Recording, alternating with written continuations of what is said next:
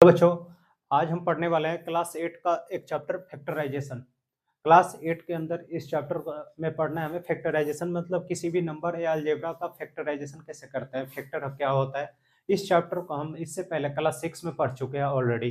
Class 6 में हमने पढ़ा था, लेकिन क्लास 6 की बात करने से पहले सबसे पहले हम देख लेते हैं कि व्हाट इज फैक्टराइजेशन। फैक्टराइजेशन होता क्या है। वैसे थ्योरी से कोई लेना देना नहीं है मैथ्स की क्लास में, लेकिन कुछ ऐसी चीजें हैं जो मैं बताना चाह रहा हूँ आप लोग को। When we factorize an algebraic expression, we write it is a product of factors. These factors may be number, algebraic variables, and algebraic expressions like 3xy। जैसे आपका 3xy है, ये तो आपने लिखा 3x इंटू वाई, ये होते हैं आपके वेरिएबल। इंग्लिश में 26 अल्फाबेट्स होते हैं, total all 26 alphabets are variable. ये हो गया 5x² y है, तो इसको आप लिखोगे 5 multiply by X multiply by X multiply by Y. उसी प्रकार हम सबको अलग अलग खंड करके लिख देंगे। तो ये होता है आपका व्हाट इज फैक्टराइजेशन। ये तो थ्योरेटिकल है, अब इसको हम मैथमेटिक मींस न्यूमेरिकल वे में समझते हैं कि होता क्या है।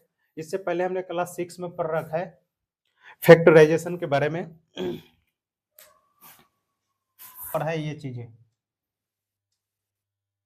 Factors of natural numbers. Natural number तो आपको पता ही है, जो 1 से शुरू हो, counting number are called natural number. तो हमने क्लास 6 में पढ़ा था factors of natural number. Natural number का फैक्टर, सपोज करो आपका 30 है, तो 30 का हम फैक्टर निकालते थे क्लास 6 में। फैक्टर बेसिकली होता ही है कि कोई भी नंबर, सपोज करो आपको 30 के फैक्टर निकालना है 30, तो 30 को आप 3 से डिवाइड करो, 10 3 जा 30, रिमाइंडर क्या है 0। तो ये जो आपका आता है ना क्वोशंट, इसे बोलते हैं डिविडेंड, इसे होता है डिवाइडर, इसे बोलता है रिमाइंडर, इसे बोलता है क्वोशंट। ऐसा होता है भाज, भाजक, भागफल, शेषफल हिंदी में होता है। तो जो यहाँ पे आता है वो आपका होता है फैक्टर। तो 30 का फैक्टर जो आता है आपका बच्चा, यहाँ पे आप 1 लिख सकते हो। 1 एक ऐसा नंबर होता है जो सभी नंबरों का फैक्टर होता है। 1 2, 30 को 2 से डिवाइड कर सकते हैं क्योंकि 15 की टेबल में आता है। 15 2 जा 30, 10 3 जा 30 होता है, 4 से नहीं होगा, 5 6 5 जा 30 6, फिर आएगा आपका 10, फिर आएगा आपका 15, बस इतने आएंगे। ये 15 2 जा 30 आता है, 10 3 जा 30 आता है, 6 5 जा 30 आता है, वो 31 जा 30 तो होता ही है। तो इतने जो नंबर है आपके 30 के फैक्टर होते हैं। यहाँ तक आपको समझ में आया होगा।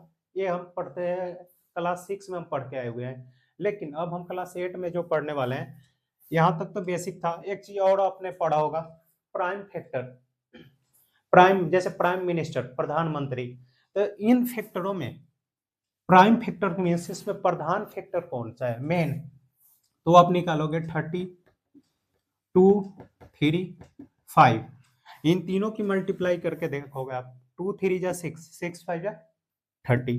तो ये जो नंबर होता है ना प्राइम फैक्टर होते हैं, क्योंकि 2 is a prime number, 3 is a prime number, 5 is also a prime number. जो भी प्राइम नंबर को मल्टीप्लाई करके आए उसे बोलते हैं प्राइम फैक्टराइजेशन। ये चीज क्लास 10 में भी पढ़ना है आपको, फर्स्ट चैप्टर में, रेशनल रियल नंबर चैप्टर का नाम है, उसमें प्राइम फैक्टराइजेशन। तो ये चीज यहीं से क्लास 8 से शुरू हो जाता है। तो आपने ये समझ लिया कि क्लास 6 में हमने ये पढ़ा था सिर्फ फैक्टर ऑफ नेचुरल नंबर, और क्लास 8 से ये चीजें आपको क्लियर कर लेना है कि किसी भी नंबर का प्राइम फैक्टर क्या होता है। प्राइम फैक्टर का मीन्स हुआ कि प्राइम नंबर, उस नंबर को प्राइम नंबर से डिवाइड करे तो रिमाइंडर 0 है। जैसे 2 से डिवाइड करोगे तो रिमाइंडर 0 आएगा, 3 से तो भी 0 आएगा, 5 से तो भी 0 आएगा, और इन सब की मल्टीप्लाई करके 30 आएगा। ये होता है आपका प्राइम फैक्टर। सपोज करो आप यहाँ पे कोई और नंबर ले लो, जो आपका, सपोज करो आपने 70 लिया, तो 70 को आप डिवाइड करोगे तो क्या आएगा, 2 आएगा, फिर 5 आएगा, फिर आएगा 5 2 जा 10, 7 जा 70। 2 प्राइम नंबर है, 5 प्राइम नंबर है, 7 भी प्राइम नंबर है, 2 5 जा 10, 7 जा 70। आप 90 ले लो, 2 3 3 2 3 जा 6 3 जा 9 और 9 टे 2 3 जा 6 6 3 जा 18 18 5 जा 90। तो ये हो जाएगा 2 3 3 5। ये जितने भी नंबर है ना सबके सब प्राइम नंबर है।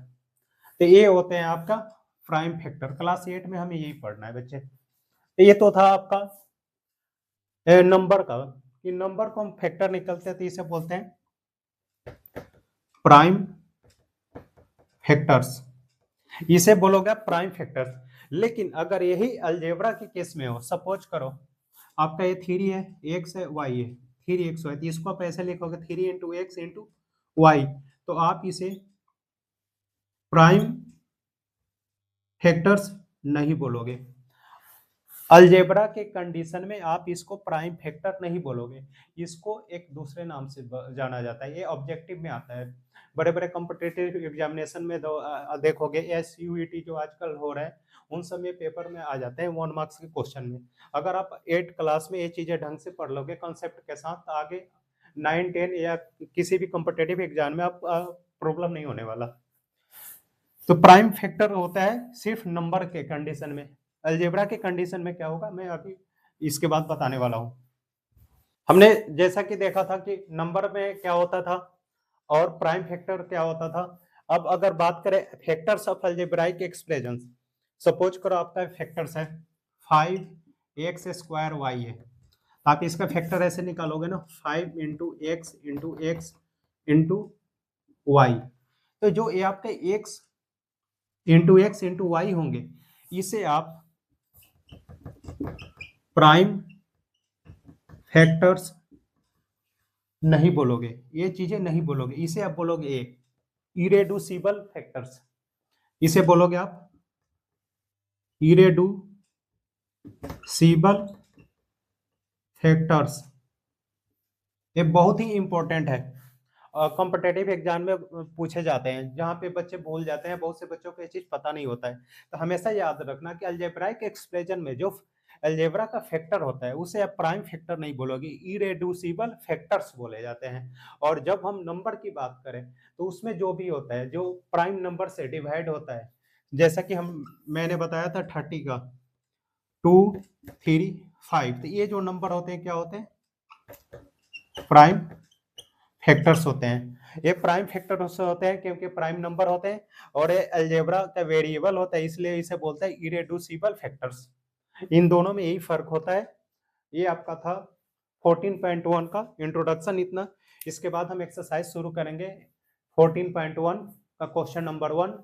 यहाँ तक इंट्रोडक्शन में उम्मीद है कि आप लोग को कोई दिक्कत नहीं हुआ होगा, क्योंकि क्लास 6 में हमने पढ़ रखा था। बस उसमें थोड़ा सा प्राइम नंबर इंक्लूड हो रहा है क्लास 8 के अंदर, क्योंकि 8 के बाद 9 10 में प्राइम नंबर ही पढ़ना है आपको, और इरेड्यूसिबल आपको पढ़ना है क्योंकि कॉम्पिटिटिव एग्जाम में आपके पूछे जाते हैं। तो इसके बाद हम एक्सरसाइज पे चलते हैं बच्चे। बच्चों एक्सरसाइज 14.1 का पहला क्वेश्चन है, find the common factors of the given terms.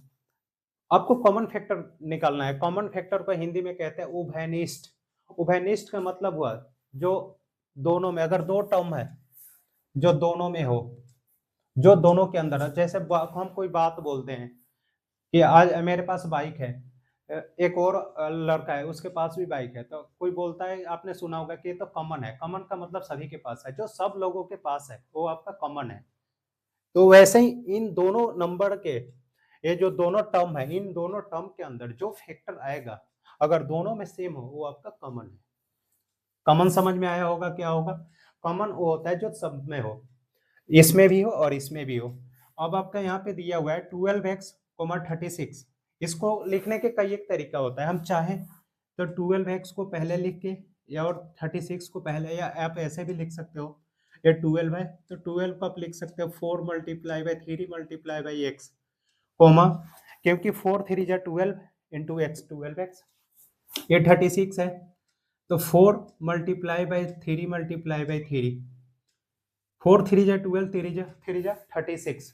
अब आप देखो इस टर्म में और इस टर्म में दोनों में क्या सेम है, यहाँ पे 4 है, यहाँ पे भी 4 है, यहाँ पे 3 है, यहाँ पे भी 3 है। तो कॉमन क्या हो जाएगा? कॉमन फैक्टर होगा आपका, कॉमन फैक्टर इजकल टू होगा 4 मल्टीप्लाई बाई 3। 2 बार नहीं लिखोगे आप, 4 और 4 सेम है तो 4 आ गया, 3 और 3 सेम है तो 3 आ गया, तो 4 3 जा कितना हो गया आपका 12, 12 हो जाएगा आपका आंसर। ये होता है आपका कॉमन फैक्टर। अब यहाँ पे आप निकालोगे 2y है या 22y है, तो आप इसको ऐसे लिखोगे 2 into Y comma 2 into 11 into Y, 11 2 जा 22 वाई। अब देखो आप यहाँ पे क्या सेम है, 2 और 2 दोनों में सेम है, तो लिखोगे आप common factor, common factor equal to 2 दोनों में सेम है तो 2, वाई दोनों में सेम है तो वाई, तो 2y आंसर हो गया। फिर उसी प्रकार आप लिखोगे 14pq कॉमा 28p² तो इसमें भी आप इसको फैक्टर निकाल लोगे। 14 है तो आप इसको ज्यादा तोड़ने की जरूरत नहीं है, क्योंकि 14 ऑलरेडी आ जाएगा, 14 2 या 28 होता है, तो आप इसको ऐसा ही लिख लो, आसान रहेगा। 14 into P into Q comma इसको आप लिखो 14 into 2 into P into Q, तो आपका कॉमन फैक्टर हो जाएगा, common factor equal to, short में लिख दिया मैंने, कॉमन फैक्टर इजकल टू, देखो अब 14 दोनों में सेम है तो 14, यहाँ पे भी p है, यहाँ पे भी p है, तो p, q यहाँ पे भी है, q यहाँ पे भी है, तो q, तो 14pq आपका आंसर हो गया इसका। इन तीनों क्वेश्चन में उम्मीद है कि कोई आपको डाउट नहीं हुआ होगा। उसी प्रकार आप फोर्थ क्वेश्चन में निकालोगे 2x, 3x² 4 है, तो आप यहाँ पे लिखोगे 2 इंटू एक्स, 3 इंटू एक्स, 4। अब आप देखो ये 2x है, ये 3x है और ये 4 है। कॉमन का मतलब हुआ अगर आपके 3 टर्म है तो तीनों में सेम होना चाहिए। यहाँ पे 2x है और यहाँ पे 4 है, इन दोनों में तो सेम है बट इसमें नहीं आ रहा है, तो ये आपका कॉमन नहीं होगा। 2 में हो और एक थर्ड में ना हो तो कॉमन नहीं होगा। कॉमन का मतलब हुआ कि इन तीनों में सेम होना चाहिए। तो ऐसी कंडीशन में जो आपका कॉमन होगा, कॉमन फैक्टर जो होगा आपका, ऐसी कंडीशन में वो 1 होता है। जब भी ऐसा क्वेश्चन है जिसमें कोई भी नंबर ना मिले, वहां पे आप 0 मत लिखना, वहां पे आप 1 लिखना, क्योंकि जो कुछ भी ना दिखे तो 1 होता ही है, क्योंकि 1 एक ऐसा नंबर है जो किसी भी नंबर में खुद से मल्टीप्लाई करो, 1 से मल्टीप्लाई करो तो वो नंबर खुद होता है, तो 1 हो जाएगा इसका आंसर। अब यहाँ पे आएगा आपका 6 ABC है, 824 AB² है। आप देखो मल्टीपल ऑफ 6 है, एक क्लास 6 में पढ़ा है आपने, 6 2 जा 12 होता है, 6 4 जा 24 होता है, तो इसको तोड़ने की जरूरत नहीं है। थोड़ा सा आप लोगों को कॉमन सेंस यूज करना होगा इस क्वेश्चन को करते समय। आप लिखोगे 6 ABC comma 6 multiply by 4 into A into B comma 6 multiply by 2 into A into B। अब आपका कॉमन फैक्टर हो जाएगा आपका। अब देखो इसमें क्या कॉमन है, 6 6 6, तो 6 लिख लो आप। 6 इंटू 6 इंटू 6 नहीं लिखोगे आप, क्योंकि ये एक टर्म है, ये एक अलग टर्म है, ये एक अलग टर्म है, तो 6 6 6 मिला के एक ही 6 लिखोगे। अगर आप लिख दोगे 6 इंटू 6 इंटू 6 तो गलत हो जाएगा। ये एक अलग चीज है, ये एक अलग है, एक अलग है, उन तीनों में क्या कॉमन है 6, तो सिर्फ 6 लिखोगे आप। उसके बाद आप लिखोगे ए और ए, तो लिखोगे ए, फिर उसके बाद आप लिखोगे यहाँ पे ABC है, यहाँ पे AB है, यहाँ पे AB है, तो बी, सी नहीं लिखोगे, तो इसका आंसर हो जाएगा 6AB। ये हो जाएगा आपका फिफ्थ का आंसर। इसके बाद इसको इरेज करके इसके आगे वाला पार्ट कर लेंगे। ये आगे वाला पार्ट है 6 है, 7 है और 8 है बच्चे। 6 पार्ट में है आपका 16x³ माइनस 4x³ 32x। इसको हम चाहे तो रीअरेंज भी कर सकते हैं अगर आप चाहो तो, अदरवाइज आप ऐसे भी कर सकते हो।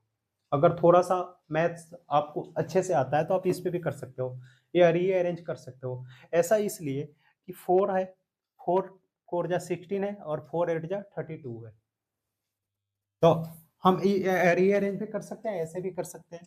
तो आप इसको देखो, यहाँ पे 4 है ना, जब भी ऐसा क्वेश्चन हो तो आप तीनों में कंपेयर करोगे, क्या तीनों एक दूसरे के फैक्टर है, या मल्टीपल है या 3 में से 2 ऑड नंबर है, इवन नंबर है, ऐसा कंडीशन।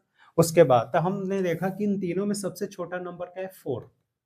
तो हम इसको अब ज्यादा तोड़ेंगे नहीं, हम इसको लिख लेंगे 4 इंटू 4, क्योंकि हमारा जो सबसे छोटा है 4 है, तो हमें इसे ज्यादा तोड़ने की जरूरत ही नहीं है। अब 2 में जाने से कोई फायदा नहीं है।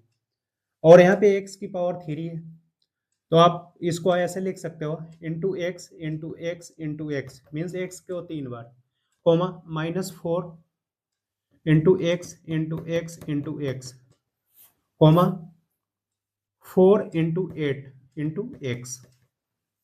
तो कॉमन फैक्टर हो जाएगा C F equal to C F, common factor equal to हो जाएगा। अब आप देखो इसमें यहाँ पे -4 है, तो आपको घबराने की जरूरत नहीं है।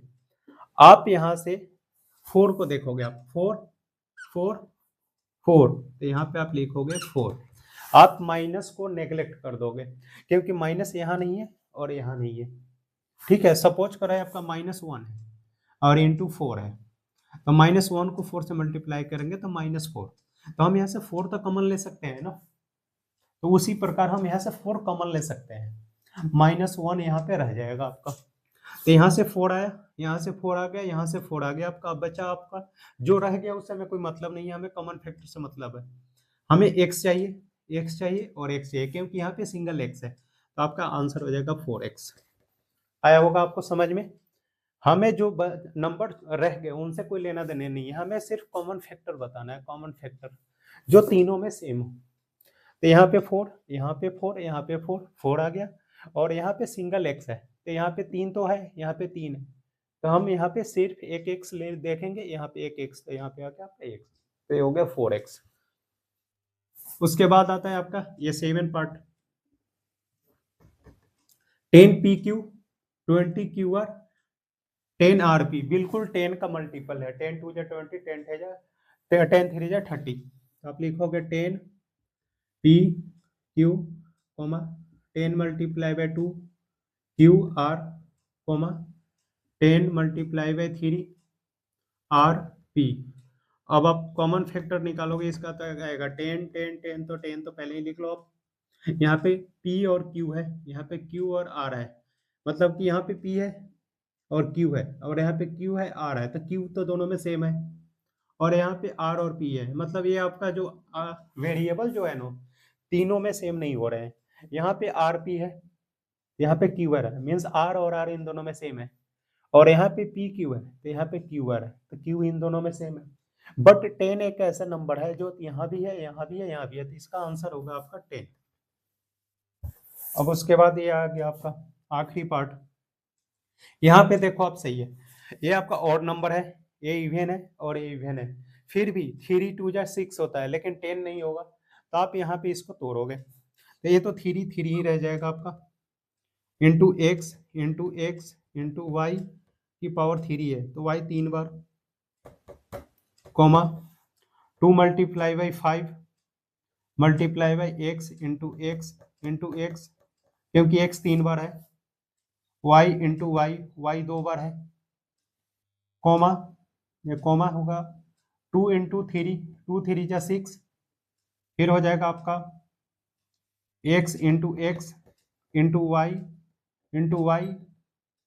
Into z. अब यहाँ पे एक चीज देखो बच्चों, यहाँ पे 3 था, यहाँ पे 2 और 5 हो रहा है, और यहाँ पे 2 इंटू 3 हो रहा है, मीन्स आपका नंबर जो है ना कांस्टेंट कॉमन नहीं मिल रहा है, कांस्टेंट आपका कॉमन नहीं हो रहा है। तो अब आप देखोगे इसमें वेरिएबल, यहाँ पे x 2 है, y 3 है, यहाँ पे x 3 है, y 2 है, यहाँ पे x 2 है और y 2 है।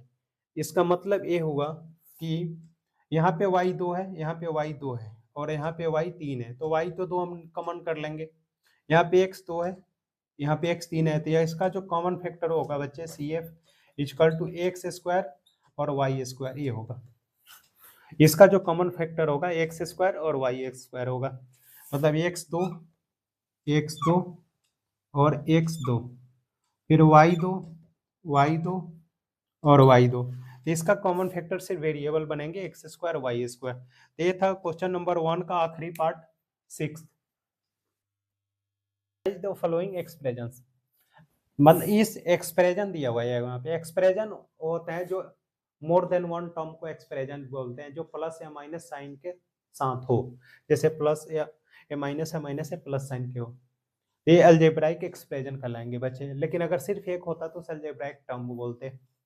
जैसे पिछले वाले क्वेश्चन में कोमा के साथ था, तो उसमें लिखा हुआ था कॉमन फैक्टर फाइंड आउट करना था, क्योंकि दो टर्म गिवे हुए थे। तो अब आपको इसमें पता करना है, आपको कॉमन, इसमें भी कॉमन फैक्टर ही निकालना है आपको। ये 7x है और ये 42 है। 7 की टेबल में 7 6 जा 42 होता है। आप यहाँ पे 7 को कॉमन कर सकते हो, यहाँ से 7 बाहर किया तो बचेगा x माइनस, यहाँ पे बचेगा 6। 7 को x से मल्टीप्लाई करेंगे तो 7x प्लस माइनस माइनस 7 6 जा 42, तो ये आपका आंसर बन जाएगा। समझ में आया होगा बच्चों। यहाँ पे है 6p माइनस 12q। अब आप यहाँ पे क्या कॉमन करोगे, p और q तो क्लियर है, कॉमन नहीं है, तो आप यहाँ पे 6 कॉमन कर लोगे, तो यहाँ पे बचेगा p। 6 बाहर निकल गया तो बचा p। 6 को p से तो 6p प्लस माइनस माइनस, ये यहाँ पे 12 है तो 6 2 जा 12, ये हो गया q, तो ये हो जाएगा 6 इंटू पी माइनस 2q, ये हो गया आंसर। यहाँ पे आपका 7a² प्लस 14 है, तो यहाँ पे 7 2 जा 14 होता है, 7 कॉमन कर लो आप। तो और यहाँ पे a भी है और a भी है, तो ये a भी कॉमन होगा साथ में, क्योंकि यहाँ पे a 2 है और a यहाँ पे 1 है, तो यहाँ पे होगा सिर्फ a। आपने 7 कॉमन कर लिया, a 2 थे तो एक a हमने कॉमन करा, तो बचा कितने, एक a प्लस 7 2 जा 14, और a तो कॉमन हो गया, तो a प्लस 2, a आंसर होगा। फिर यहाँ पे है आपका माइनस 16z प्लस 20zq। अब आप इसमें देखो, इसमें कॉमन क्या है, 4 4 जा 16 और 4 5 जा 20, 4 4 जा 16 4 5 जा 20। यहाँ पे सिंगल जेड है, यहाँ पे जेड की पावर 3 है, तो जेड भी कॉमन हो जाएगा, तो यहाँ पे आपका कॉमन होगा 4 साथ में जेड, तो आएगा -4, 4 4 जा 16 प्लस माइनस माइनस जेड को तो जेड आ जाएगा, फिर हो जाएगा प्लस, यहाँ आएगा 5 4 5 जा 20, यहाँ पे आएगा जेड की पावर 2, क्योंकि जेड की पावर 2 को जेड से मल्टीप्लाई करेंगे तो जेड की पावर 3, मल्टीप्लाइकेशन में पावर को ऐड करते हैं। यहाँ पे है 20l² m प्लस 30 ALM। अब आप यहाँ पे देखो 20 और 30 में क्या कॉमन है, 10 10 2 जा 20 10 3 जा 30, तो आपने यहाँ पे कॉमन कर लिया 10, तो बचेगा क्या, 10 2 जा 20, यहाँ पे l सिंगल है, यहाँ पे l डबल है, तो यहाँ पे l सिंगल है, यहाँ पे l डबल है, तो एक l भी आ जाएगा और साथ में m तो आएगा ही, m भी आएगा, तो यहाँ पे बचा आपका 2l, 10 2 जा 20, l को l से तो l², m इंटू 1 तो m, प्लस 10 है तो यहाँ पे 3, 10 3 जा 30, ये कॉमन नहीं होगा क्योंकि ये यहाँ पे ही है, यहाँ पे नहीं है, तो ये ही रहेगा, l आपका कॉमन हो गया, m कॉमन हो गया, तो ये आपका आंसर बनेगा। ये आया आपको समझ में, 10 को 3 से मल्टीप्लाई किया तो 30, ये आपका यही रहेगा, l और m आपका पहले ही कॉमन हो गया। हम इसको चाहे तो इसको और डिटेल में कर सकते हैं, लेकिन उससे कोई फायदा नहीं है। क्लास 8 में आप आ गए, इसके बाद आप 9th में जाओगे, फिर 10th में जाओगे, तो इससे ज्यादा डिटेल में हमने क्लास 6 में पढ़ रखा है, इसको ज्यादा डिटेल में करोगे तो मार्क्स कट जाएगा बच्चों। तो आपको कुछ चीजें है ना, जो कैलकुलेशन आपको रफ पेज में कर सकते हो, अदरवाइज आपको टेबल तो आना ही चाहिए 20 तक, अगर टेबल नहीं आएगा तो फिर ऐसे कैलकुलेशन नहीं कर पाओगे आप। ये 5x² y माइनस 15xy, अब आप देखो यहाँ पे 5 है, यहाँ पे 15 है, तो 5 3 जा 15, तो आप यहाँ पे 5 तो कॉमन होगा ही, यहाँ x की पावर 2 है, यहाँ पे सिंगल x है, तो x भी कॉमन हो जाएगा, यहाँ y सिंगल है y डबल है, तो y भी कॉमन होगा। 5 को कॉमन ले लिया आपने पहले ही, x 2 थे एक यहाँ, तो यहाँ पे एक x y कॉमन हो गया, माइनस 5 3 जा 15, x कॉमन गया, y भी गया, तो एक सिंगल y यहाँ बच जाएगा, तो ये बचेगा आपका। ये थे 6th क्वेश्चन नंबर 2 के 6 पार्ट हमने कर लिया, बाकी का इतना आप नोट कर लो, फिर करते हैं। 10a² minus 15b² plus 20c²। अब आपको इसमें भी आपको कॉमन ही करना है बच्चे। तो आप कैसे कॉमन करोगे? ये 10 है, ये 15 है, ये 20 है। इनडायरेक्टली देखो तो मल्टीपल ऑफ 5 है। 5 2 जा 10, 5 3 जा 15, 5 4 जा 20। 5 सब में है तो आप यहाँ पे 5 कॉमन कर लो सबसे पहले। तो यहाँ पे 5 कॉमन हो गया। यहाँ पे ए है, यहाँ पे बी है, यहाँ पे सी है, तो वेरिएबल को छेड़ना ही नहीं है आपको। यहाँ पे बचेगा 2, 5 2 जा 10, ए स्क्वायर माइनस 5 3 जा 15, बी स्क्वायर प्लस 5 4 जा 20, सी स्क्वायर। ये हो गया आपका आंसर, ये हो जाएगा आपका आंसर। फिर आपका यहाँ पे है 4a स्क्वायर। यहाँ पे देखो a की पावर 2 है, यहाँ पे a सिंगल है, a सिंगल है और 4 तो सब में है, तो आप यहाँ पे 4 कॉमन कर लो और साथ में a, तो बचेगा माइनस का a। यहाँ से 4 कॉमन हुआ, माइनस बच गया। ये 2 थे, एक कॉमन तो एक यहाँ पे प्लस 4 और 1 कॉमन हो गया, तो बचा कितना आपका b माइनस 4 और 1 कॉमन था, माइनस का बचा c। ये आपका आंसर बन जाएगा। अब यहाँ पे x square y z plus, देखो आप ये यहाँ पे एक्स स्क्वायर है, वाई जेड सिंगल है, यहाँ पे एक्स सिंगल, वाई की पावर 2, जेड सिंगल, यहाँ पे एक्स वाई सिंगल, जेड की पावर 2, मीन्स आप एक्स वाई जेड कॉमन कर लो, तो बचेगा x plus y plus z. ये आपका आंसर बन जाएगा। यहाँ पे है आपका ए बी सी, इसमें कॉमन होना नहीं है। एक्स स्क्वायर वाई है, एक्स वाई स्क्वायर है, एक्स वाई है, तो यहाँ पे आप एक्स वाई कॉमन कर लो, तो बचेगा आपका ए एक्स, क्योंकि एक्स की पावर 2 है, एक्स कॉमन तो एक्स बच जाएगा, वाई तो कॉमन हो गया, प्लस यहाँ पे बी वाई, एक्स और वाई कॉमन तो बी वाई, प्लस यहाँ पे एक्स वाई कॉमन तो बचेगा सी जेड। ये आपका आंसर हो जाएगा। तो ये था आपका 2 का आखिरी। अब एक आखिरी क्वेश्चन बचता है आपका थर्ड, इसके बाद थर्ड कर लेंगे। फैक्टराइज करना है बच्चे। इसमें सबसे पहले क्वेश्चन नंबर 2 में 2 टर्म हुआ करते थे, उसके बाद मिले थे हमें 3 टर्म, इसमें है आपका 4 टर्म। 4 टर्म में आपको घबराना नहीं है, बिल्कुल सेम प्रोसेस है। इसमें आपको एक काम करना होगा, ग्रुपिंग करना होगा। ग्रुपिंग की जब भी बात होगी तो 2 सेम वेरिएबल वाले को एक साथ लिखोगे। सेम वेरिएबल, जैसे यहाँ पे x की पावर 2 है, एक्स वाई है, 8x और 8y है बच्चे, तो ये एक्स स्क्वायर है, ये एक्स वाई है, और यहाँ पे 8x और 8y है, तो जो आपका कांस्टेंट है दोनों में सेम है, तो इसको आपको कुछ नहीं करना है, ऑलरेडी पहले से ही अरेंज है। जो नहीं होता है उसको हम लिखेंगे। तो यहाँ पे आप क्या करोगे, यहाँ पे इन दोनों में, इसमें और इसमें, आप इसको ऐसे लिख सकते हो, एक्स इंटू एक्स, एक्स की पावर 2 है तो x into x, plus x y है तो ऑलरेडी है, प्लस 8x प्लस 8y है। यहाँ तक क्लियर है? तो आप क्या करोगे, x कॉमन कर लोगे यहाँ से और यहाँ से, तो बचेगा x प्लस वाई, प्लस यहाँ से 8 कॉमन करोगे तो बचेगा x, फिर यहाँ से भी 8 कॉमन हो गया तो प्लस वाई। जब भी ऐसा आ जाए तो हमेशा एक चीज याद रखना, जो ये ब्रैकेट के अंदर है दोनों सेम होना चाहिए।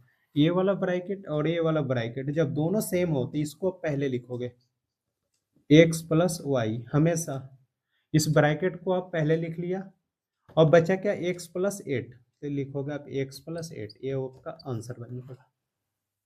लिखने का तरीका होता है। फिर आप यहाँ पे देखो, ये 15xy है, माइनस 6x है, प्लस 5y माइनस 2 है। अब आप देखो 15xy है और ये 3x है, सॉरी 6x है, तो इसको अगर हम तोड़ते हैं तो 3 2 जा 6 होगा, और यहाँ पे आपका तो एक बार हम इसको तोड़ देते हैं, 5 into 3 x y minus 2 into 3 x.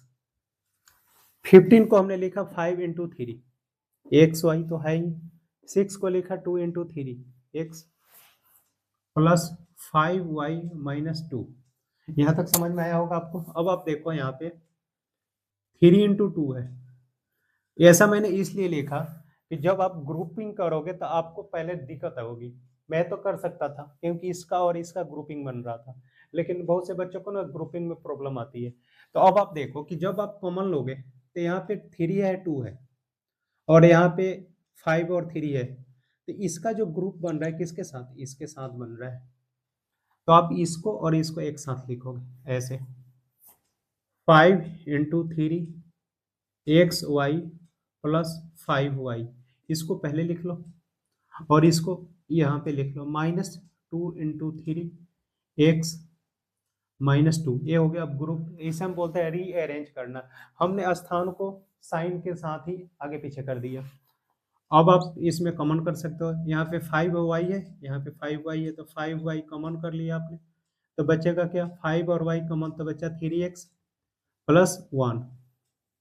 अब यहाँ पे भी माइनस है, यहाँ पे भी माइनस है, तो माइनस कॉमन, और उसके बाद आपका 2 यहाँ भी है, 2 यहाँ भी है, तो 2 भी कॉमन, तो बचेगा 3x, क्योंकि माइनस तक कॉमन हो गया, माइनस कॉमन हो गया तो प्लस, जब भी माइनस कॉमन होता है तो प्लस, और यहाँ पे बचेगा 1। आगे सेम, तो अब देखो 3x प्लस 1, 3x प्लस 1, यहाँ पे मैं लिख देता हूँ 3x प्लस 1, उसके बाद आएगा 5y माइनस 2, 5y माइनस 2, ये आपका आंसर बन जाएगा 3x प्लस 1, 5y माइनस 2, इसका आंसर बन जाएगा। स्पेस नहीं था इसलिए मैंने यहाँ पे लिख दिया।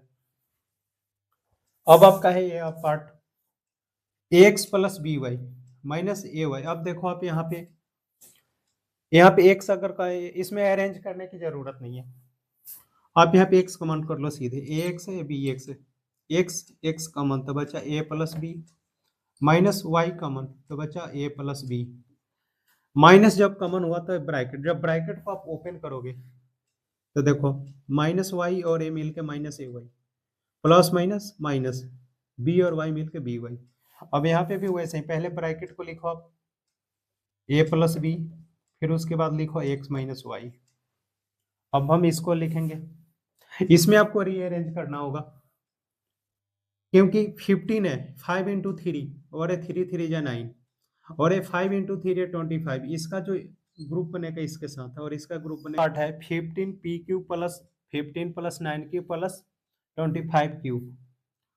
यहाँ पे 15 पी क्यू है, यहाँ पे 15 है, तो 15 तो हम कॉमन करेंगे नहीं क्योंकि यहाँ पे फिर कॉमन नहीं हो पाएगा, तो हम यहाँ पे लिखेंगे बच्चों, अगर हम यहाँ पे इसको और इसके साथ हम कर देते हैं तो 3 क्यू प्लस 5 आएगा, और 3 क्यू प्लस 5, इसको आप ऐसे लिखोगे 15 P Q plus 25 P, 15 P Q plus 25 P plus 15 plus 9 Q. हमने यहाँ पे ग्रुपिंग कर दिया है 15 पी क्यू को 25 पी के साथ और 15 को 9 क्यू के साथ। अब आप देखो यहाँ पे 5 पी कॉमन करा तो बचा 3 क्यू प्लस 5, 5 3 जा 15, P Q means P Q, 5 5 जा 25 और पी आ जाएगा, प्लस यहाँ पे हमने कॉमन करा आपका 3, तो यहाँ पे बचा 5 प्लस 3 क्यू, 5 3 जा 15, 3 3 जा 9 क्यू, आंसर आएगा इसका 3 क्यू प्लस 5 और 5 पी प्लस 3, ये हो गया आंसर आपका। अब एक आखिरी पार्ट रहता है इसका, z minus 7 plus 7xy minus xyz, इसको इसके साथ ग्रुपिंग करेंगे और इसको इसके साथ। ये z माइनस 7 है, ये z है, ये xyz है, और ये 7 है, 7 है, देखने से ही लग रहा है कि कांस्टेंट दोनों में सेम है और ये वेरिएबल सेम है, तो हम पहले इसे रीअरेंज करेंगे, z माइनस xyz माइनस 7 ए वाला प्लस 7xy। अब आप यहाँ पे z कॉमन कर लो तो बचा 1 माइनस xy, z कॉमन हुआ तो 1 बचा, माइनस z कॉमन हो गया तो बचा xy, यहाँ पे माइनस 7 कॉमन तो बचा आपका 1, ये प्लस था माइनस कॉमन हुआ तो माइनस, और 7 तो कॉमन हो गया तो बचा xy, तो आंसर आएगा 1 माइनस xy और z माइनस 7। ये था आखिरी क्वेश्चन 14.1 के क्वेश्चन नंबर 3 का 5th पार्ट जो हमने कर लिया। तो आज हमने बच्चों एक्सरसाइज 14.1 का क्वेश्चन नंबर 1 2 3 के ऑल पार्ट्स कर लिए। किसी भी क्वेश्चन में कोई भी डाउट हो तो आप कमेंट बॉक्स में लिख सकते हो, और इसके अगला एक्सरसाइज 14.2 भी मैं आज अपलोड कर दूंगा। और कि अगर वीडियो आपको अच्छा लगा हो तो लाइक शेयर और सब्सक्राइब करना ना भूलना, और अपना ख्याल रखना बच्चों।